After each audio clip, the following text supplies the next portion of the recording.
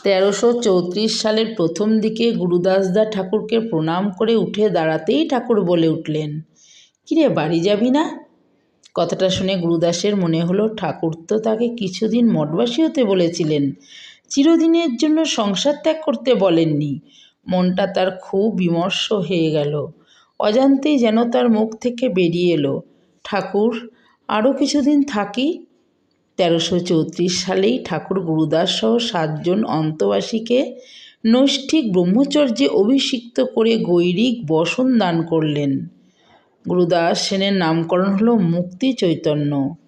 হয়তো ঠাকুর তার চৈতন্য সংস্কার হবার জন্যই মঠে ডেকে এনেছিলেন। ঠাকুরের কি অদ্ভুত লীলা! আর একবার ঠাকুর পুরী থেকে এসে মুক্তি চৈতন্যকে বললেন, কিরে কবে যাবি?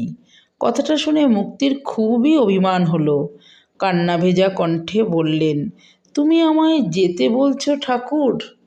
এদিকে গুরুদাসের স্ত্রী দেশ থেকে প্রায় মঠের ঠিকানায় চিঠি লেখেন, কিন্তু চিঠিগুলির একটাও তাকে দেওয়া হয় না। সব চিঠির উত্তর বরদার ব্রহ্মচারী দিতেন।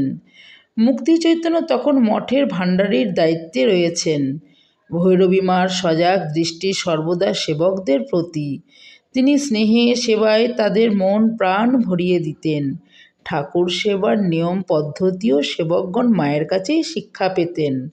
মঠে যতদিন মুক্তি চৈতন্য ছিলেন, নিয়ম শৃঙ্খলার প্রতি তার সতত সজাগ দৃষ্টি ছিল। তথাপি একবার তিনিও নৃসিংহ ব্রহ্মচারী ঠাকুরের এক ভক্ত বসন্তদার বাড়িতে সন্ধ্যারতির পূর্বে হালুয়া খেয়েছিলেন। সেদিন তারা মঠে সন্ধ্যারতিতে যোগ দিতে পারেননি। জয় গুরু, জয় গুরু, জয় গুরু।